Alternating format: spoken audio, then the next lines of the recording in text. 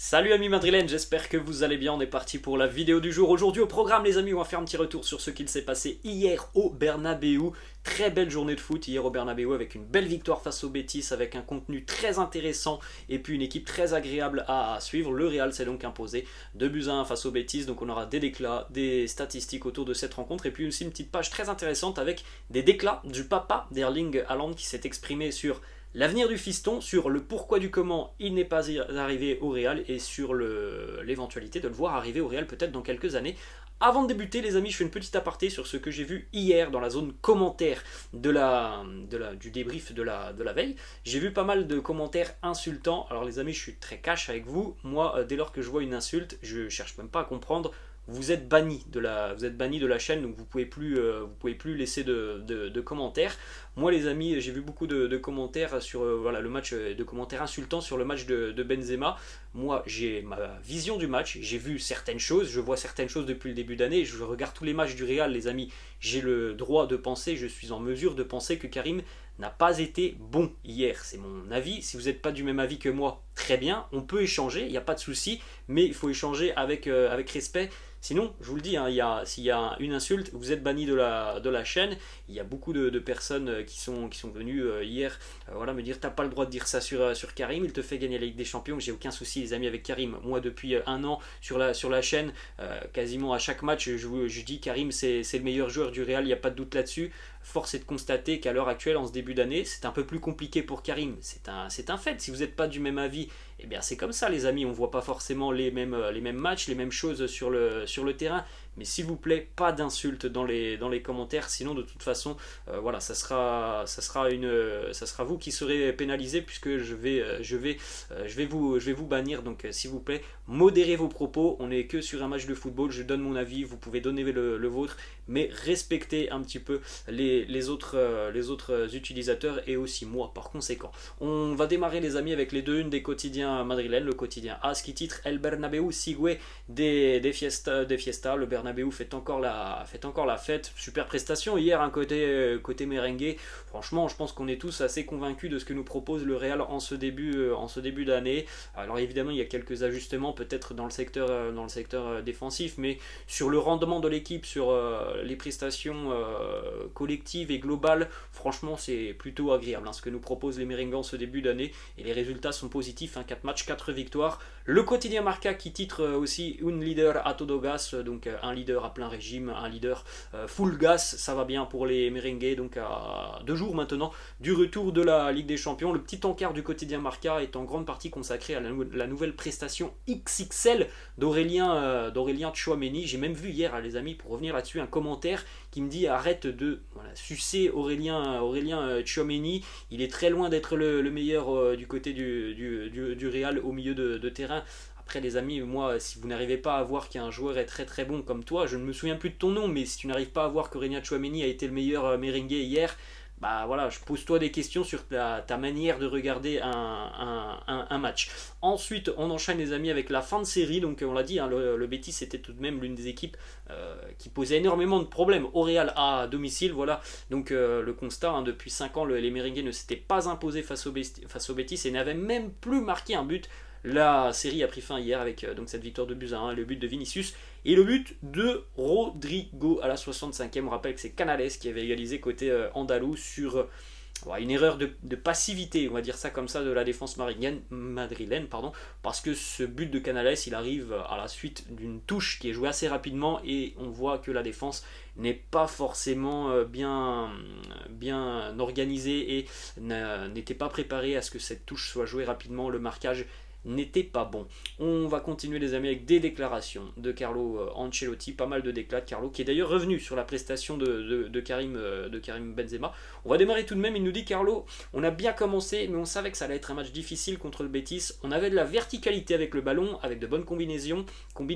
On a raté la dernière passe mais on a eu beaucoup d'occasions et on méritait de gagner. Donc voilà, c'est un peu ce qu'on a résumé hier hein, lors du débrief. On a vu vraiment une équipe merengue très intéressante. Le petit bémol, c'est la finition hier côté merengue. On a vu beaucoup de projections très rapides vers l'avant, beaucoup de situations offensives qui ont été consécutives à de nombreux décalages, de nombreuses combinaisons. Donc vraiment des choses très positive. Ensuite, Carlo Ancelotti qui nous parle du but pour le Real Madrid, non pas du but sur le terrain, mais du but du Real cette saison. Le but, c'est de jouer de manière efficace, de gagner nos matchs. Nous avons beaucoup de qualité pour jouer avec un jeu de transition et marquer des buts. On a vu hier, surtout sur la première période, les transitions hyper rapides des Merengues, notamment pour régulièrement trouver Vinicius Junior. Ensuite, autre question, votre réponse pardon de Carlo sur le but concédé hier. Il nous dit nous devons apprendre de cette erreur, ça ne doit pas être répété.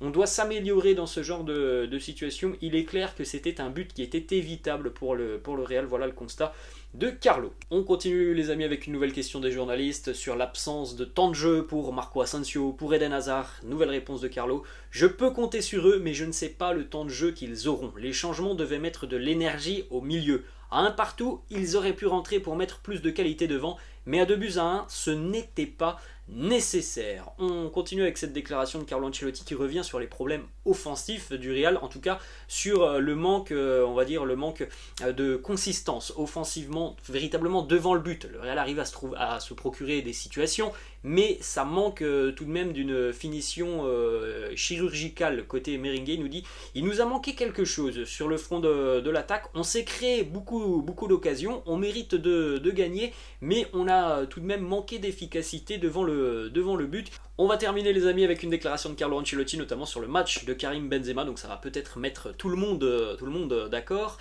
Carlo qui nous dit il est vrai qu'on va jouer tous les 3 jours et ça va permettre aussi à Karim de souffler. On effectuera une certaine rotation.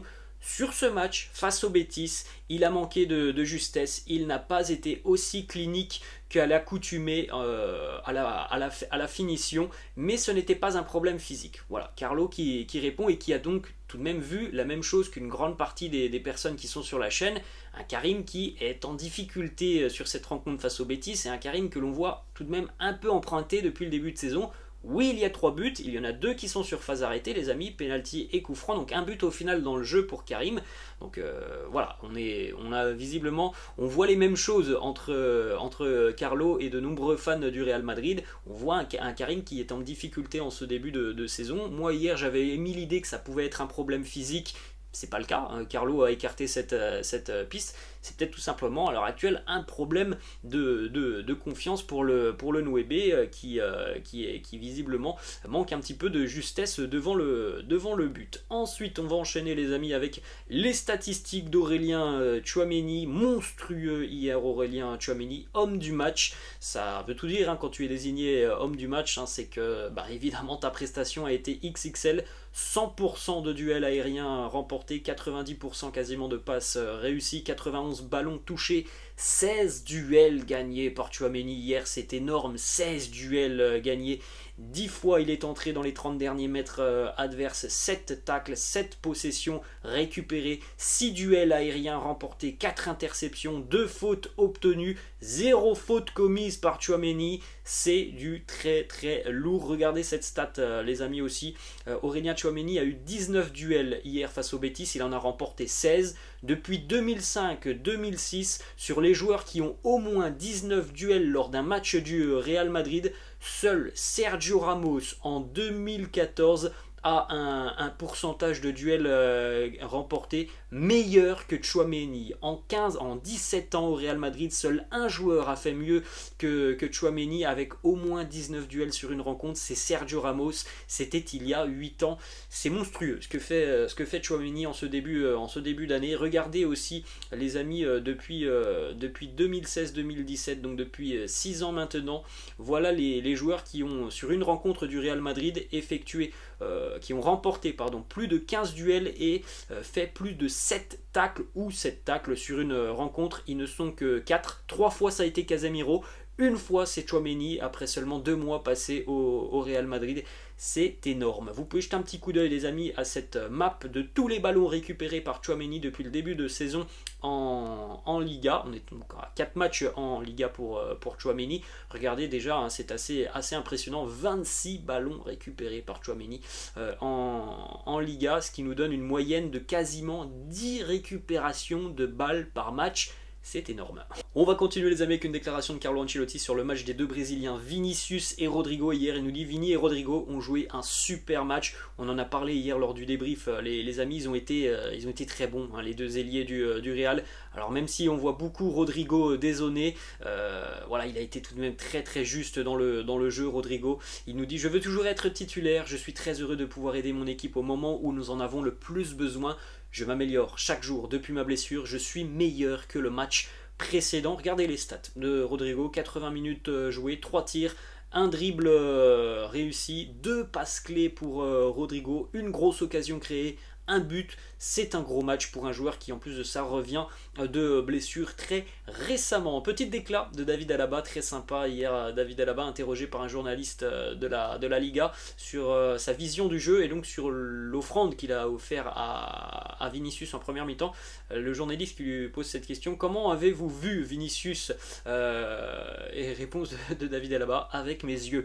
Ensuite les amis de stats sur David Alaba, de plus en plus décisif avec le Real Madrid. Il a été impliqué sur 5 buts lors de ses 8 derniers matchs avec les merengues, 3 buts et 2 passes décisives. C'est un de moins que lors de ses 43 premiers matchs avec le Real où il avait marqué 2 buts et délivré 4 passes décisives.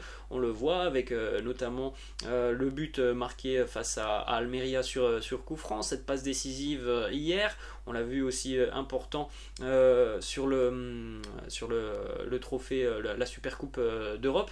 On voit un joueur hein, qui évidemment défensivement apporte beaucoup mais a un rôle aussi très important offensivement. Ensuite les amis, on en a parlé aussi hein, lors de ce débrief.